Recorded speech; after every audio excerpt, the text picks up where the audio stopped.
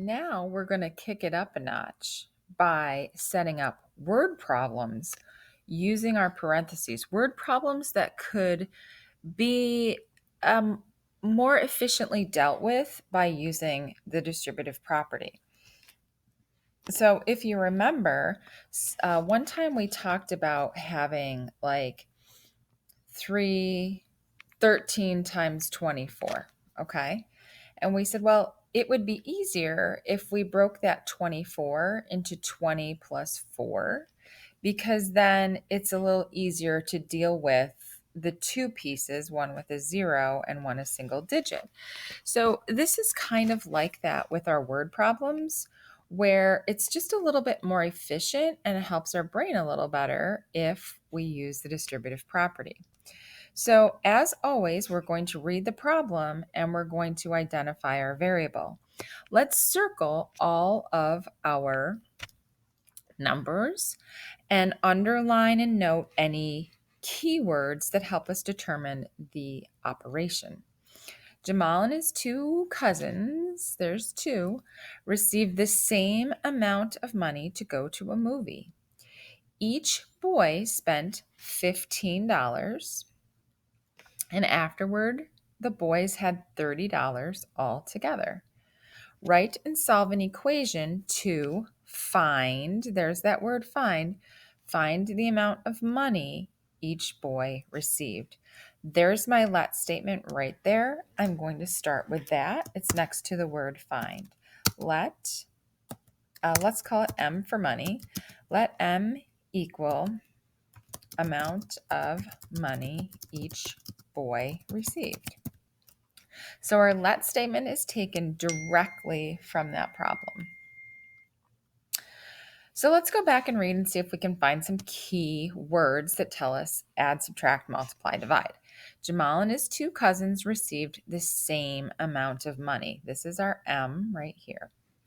Each boy, there's that word each. What does each tell us? Each tells us to multiply. Each boy spent $15. So the each is really close to the 15. That tells us that that 15 is what we're going to multiply by our M. Each boy spent $15. Afterwards, the boys had $30 all together. So I'm gonna actually negate that. Sorry. So Jamal and his two cousins. So we know that this is happening 3 times because there's 3 people. And what is happening 3 times? They're actually taking the money. Oh, this is terrible. They're actually taking the money that they received. That's our M, and they're spending 15. So this time that each is really throwing me off because it doesn't, well, it does. It does. It means I'm going to multiply these. Look at me have to think this through. Do you see how your brain has to operate? So I'm going to do this 3 times because there's 3 people. And spent is a key word that tells me I'm going to be subtracting. So what's going to happen is I'm going to take the money that I received and I'm going to spend 15.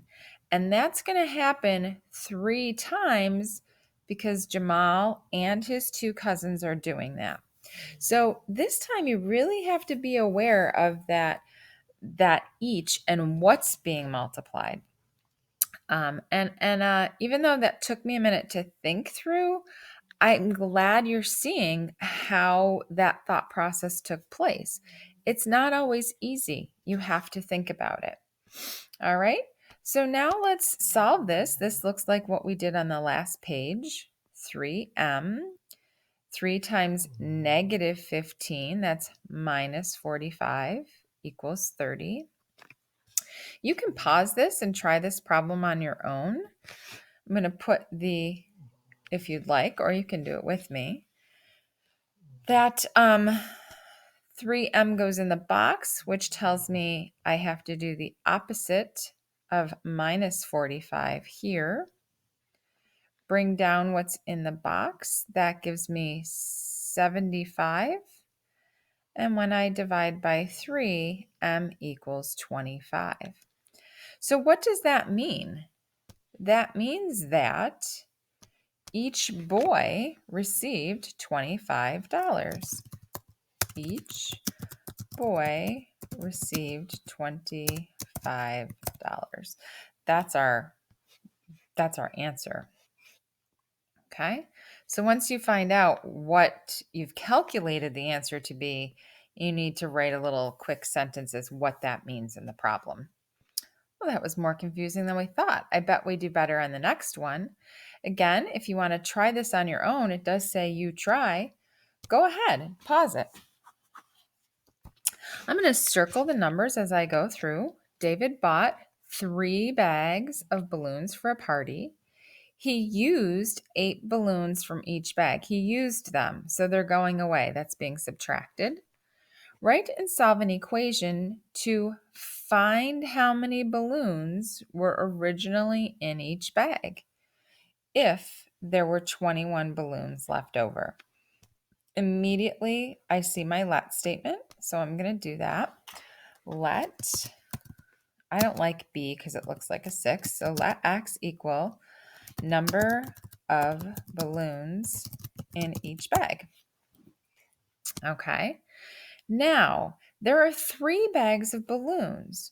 So when I use 8 from the first bag, and I use 8 from the second bag, and I use 8 from the third bag. So this thing is happening 3 times where we take the number of balloons and subtract 8. And that gives us 21 balloons left over.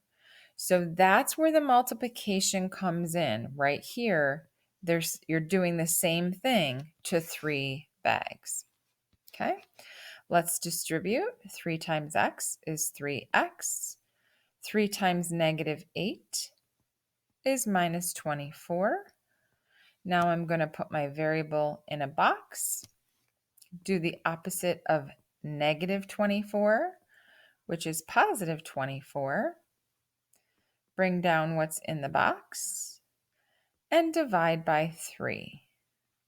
That gives us x equals 16. So there were 16 balloons in each bag. There were 16 balloons in each bag. Okay, so that's page 2, and that's the end of lesson 1. You can go ahead and do your homework now.